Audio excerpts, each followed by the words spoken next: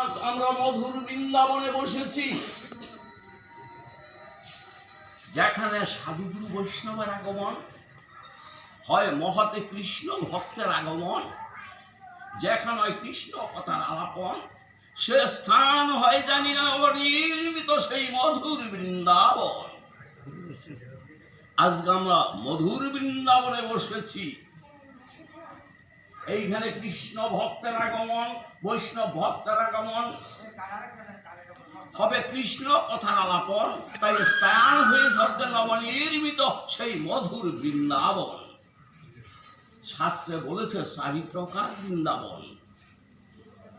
এখন যে বৃন্দাবন হয়েছে নবনির্মিত সেই মধুর বৃন্দাবন। ভারতবর্ষে করেছে লীলা বৃন্দাবন, আরেকটি গ্রহ বৃন্দাবন, মানবের দেহকে বলা হয় নিত্য বৃন্দাবন। এই 4 প্রকার বৃন্দাবনের মধ্যে এখন আর সেই ভারতের লীলা বৃন্দাবনে গেলে কৃষ্ণকে দর্শন করা যায় না। এখন নিজকে নিজে জানো, নিজকে নিজে চেনো, নিজকে নিজে বুঝো, নিজের মধ্যে ভালো করিয়া আমার রাধা গোবিন্দকে খুঁজো। আমাদের খুঁজলি সেই গোবিন্দ মিলে, কোথাও দৌড়াইলে সেই রাধা গোবিন্দ মিলে না। তাই শাস্ত্রে হেন পাই, আপনাদের কাছে সত্য কথা বলে যাই, হৃদি পদ্মাসনে রাধা গোবিন্দের বাস। তাই এটা বৃহৎ বৃন্দাবন। 4 বৃন্দাবনের কথা বললাম, এই দেহ বৃন্দাবন হইল বৃহৎ বৃন্দাবন। শাস্ত্রে লিখেছে, যাহা আছে আমার দেহ বৃন্দাবনে তাহা নাই লীলা বৃন্দাবনে। আমার দেহ বৃন্দাবনে যাহা আছে লীলা বৃন্দাবনে তাহা নাই। তাই ওই বৃন্দাবনে না দৌড়াইয়া আমার নিজকে নিজে আমি জানতে চাই। নিজকে নিজে জানো, নিজকে নিজে চেনো, নিজকে নিজে বুঝো, নিজের মধ্যেই এই দেহ বৃন্দাবনে ভগবানকে ভালো করিয়া খোঁজো, তাহাতেই তোমার ভগবান মিলবে। কোথাও দৌড়াইলে ভগবান মিলিবে না। শাস্ত্রে বলেছে বৃন্দাবন 84 ক্রোশ, তাহলে 1 ক্রোশে 2 মাইল, 84 দুগুণে 168 মাইল। বৃন্দাবনের দৈর্ঘ্য 168 মাইল, প্রস্থ 168 মাইল। কোন সাধক বর্ণনা করেছেন লীলা বৃন্দাবন 168 মাইল, প্রস্থ 168 মাইল, লম্বায় 168 মাইল। আমার দেহ বৃন্দাবন, তাই তাতে কোনো বেশাগম নাই। কারণ এই দেহ বৃন্দাবন এটা 84 অঙ্গুলি, 1 অঙ্গুলিতে 84 অঙ্গুলিতে 1 অঙ্গুলিতে 1 ক্রোশ, তাহলে 84 অঙ্গুলিতে 84 ক্রোশ। মানুষ দাঁড়াইলে যতটুকু লম্বা, 2 বাহু প্রসার করলে ততটুকু লম্বা। তাই বলি তো ঠাই আমার দেহ বৃন্দাবন মাপে ততটুকু, এতে কোনো বেশাগম নাই। তাই শাস্ত্রে বলেছে চিত্তনিত্য বৃন্দাবন গোকুল বকুল কমাবন গিরিগোবর্ধন আদি যত 84 ক্রোশ পরিমাণ, দৈর্ঘ্যে প্রস্থ 1 সমান, 84 অঙ্গুলি পরিমিত। বেনুনা দেখা নুয়ার নিবিকে 2 বিঘার কি চমৎকার এই সবকেরই। যমুনার তীরে নীরে সঙ্গিনী সঙ্গী ধরে করে শুধু জল ফেলাফেলি। নিশা 18 দণ্ডকালে এই বনে শ্রবণ দিলে শোনা যায় মুরলীর ধ্বনি। দলিশুনের বাঁশরীর পুলকাঙ্গ কিশোরী বনে চলে লইয়া সঙ্গিনী। সঙ্গিনী সঙ্গী ধরে গুপি ভাব অঙ্গীকার করে পরশী চাও যদি বনে, দেখিবে অপূর্ব লীলা রাধা কৃষ্ণ।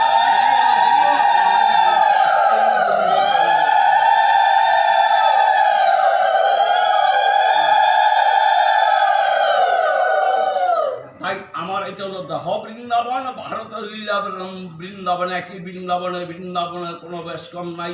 দেহকে না চিনিয়া দৌড়াই লীলা বৃন্দাবনে যাই, অথচ আমার দেহের মধ্যে যাহা আছে শাস্ত্রে বলে লীলা বৃন্দাবন তাহা নাই। তাই আজকে এটা মধুর বৃন্দাবন সমাগত হয়েছে। এটা মধুর বৃন্দাবন সমাগত হয়েছে। সেই বৃন্দাবন এই রূপ নাই। আজকা বৃন্দাবনে যে আনন্দ পাই, তাই গীতা থেকে একটা শ্লোক আরম্ভ করে জগবন্ধু সম্বন্ধে আজকের যেই আলোচনার দরকার আমি সেইটাই করব। প্রথম অধ্যায়ের প্রথম শ্লোক,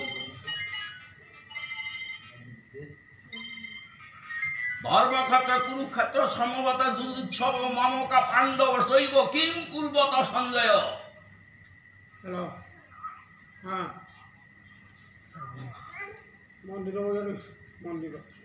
সঞ্জয়কে কুরুক্ষেত্রের যুদ্ধের পূর্বে ব্যাসদেব হস্তিনায় গিয়েছিলেন ধৃতরাষ্ট্রকে দিব্য চক্ষু প্রদানের জন্য। ধৃতরাষ্ট্র অসম্মত হইলেন। এই কুরুক্ষেত্রের যুদ্ধে আমার পুত্র এবং পাণ্ডু পুত্ররা তারা মারামারি কাটাকাটি করিবে, এইগুলি আমি স্বচক্ষে দেখিতে চাই না, তবে আমি শুনিতে চাই কে কি করিতেছে। তখন ব্যাসদেব সঞ্জয়কে দিব্য চক্ষু প্রদান করিয়াছিলেন। সঞ্জয় হস্তিনায় বসিয়া কুরুক্ষেত্রের দিকে চাইয়া সকল দেখেছে কে কি করতেছে, কে কাকে মারতেছে, সকল দেশকে দেখেছে। যথাযথভাবে জন্মান্ধ ধৃতরাষ্ট্রকে তাহার শ্রবণ করাইয়াছে। তাহলে কুরুক্ষেত্রকে ধর্মক্ষেত্র বলা হয় কেন? হইতে পারে পাপ ক্ষেত্র। যেইখানে 18 দিনে 18 অক্ষণিক হয়, হিসাব করলে প্রায় 40 লক্ষ হয়। এই 18 দিনে কুরুক্ষেত্রের যুদ্ধে 40 লক্ষ লোক মারা গেছে। তাহলে তাকে কেন ধর্মক্ষেত্র কয়? কুরুক্ষেত্র ধর্মক্ষেত্র কেন কয়? এটা পাপ ক্ষেত্র হইতে পারে মহাশয়। সেটাকে ধর্মক্ষেত্র কয় কেন? এই জমিটি ছিল জনক রাজার। এটার পূর্ব নাম ছিল সামন্তক পঞ্চবন।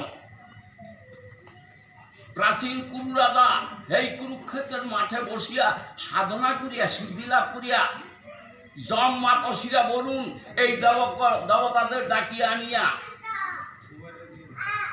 সেইখানে এই দেবতারকে ডাকিয়া আনিয়া তাদের কাছে বর প্রাপ্ত হয়েছেন। এইখানে যারা ধর্মযুদ্ধে প্রাণ পরিত্যাগ করিবে সকলেই পুণ্যের প্রভাবে যেন স্বর্গে চলিয়া যায়। এই কারণে কুরুক্ষেত্রকে ধর্মক্ষেত্র বলা হয়।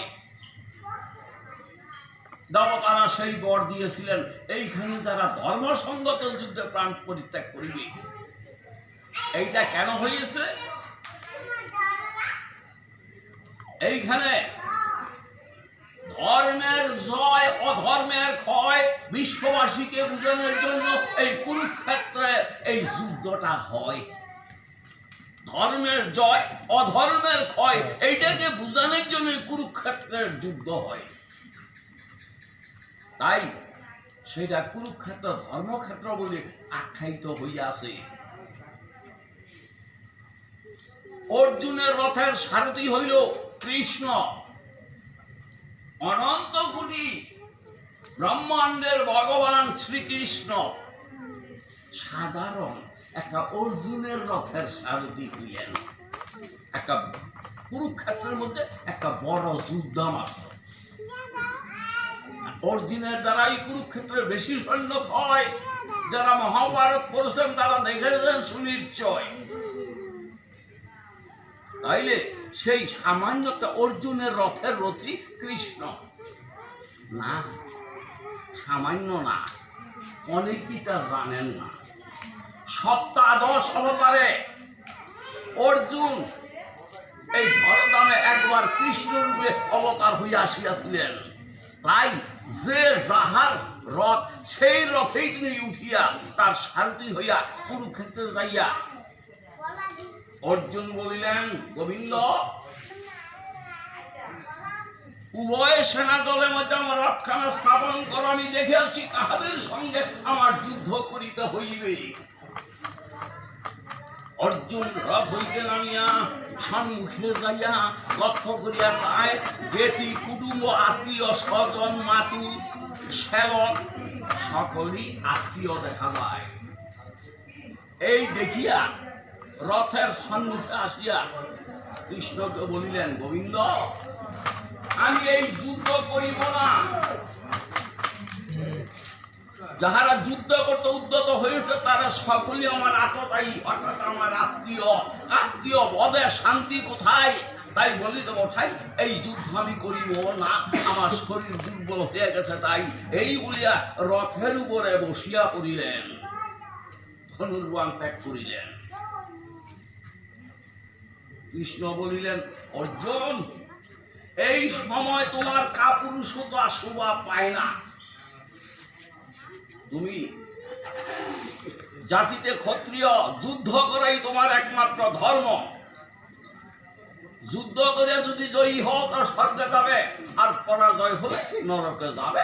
তোমার যুদ্ধ করাই কর্তব্য। আমার কথা লও, হাতে ধনুর্বাণ লইয়া দাঁড়াইয়া যুদ্ধ করো। অর্জুন বলিলেন, কৃষ্ণ, আমি যাদের মারিব তারা তো সকলে আমার আততায়ী, তাই আমি এই যুদ্ধ করতে চাই না।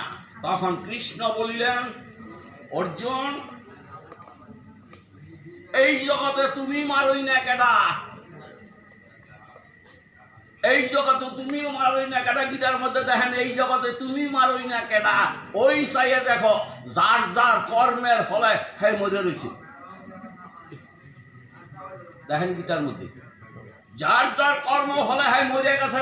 তুমি শুধু ধনুর্বাণ হাতে লইয়া শুধু রণক্ষেত্র দেখো দাঁড়াইয়া, ওই দেখো চাইয়া, যার যার কর্মের ফলে সব রইছে মরিয়া।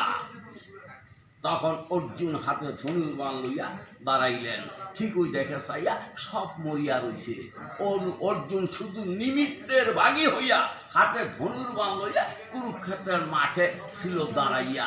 যার যার কর্মফল সে সকলেই গিয়েছে মরিয়া। 18 দিনে প্রায় 40 লোকের ক্ষয়। এই জগৎ মানুষকে বুঝানোর জন্য ধর্মের জয় অধর্মের ক্ষয়, এই বুঝানোর জন্য শুধু কুরুক্ষেত্রের যুদ্ধটা হয়। এবং সেটা দেবতাদের আশীর্বাদ পাপক্ষেত্র না হইয়া সেটা ধর্মক্ষেত্র হয়। এটা গীতায় কয়, আমার মুখের কথা নয়। অসন্দেহ হইলে ভালো করিয়া গীতা খুলিয়া দেখবেন মহাশয়।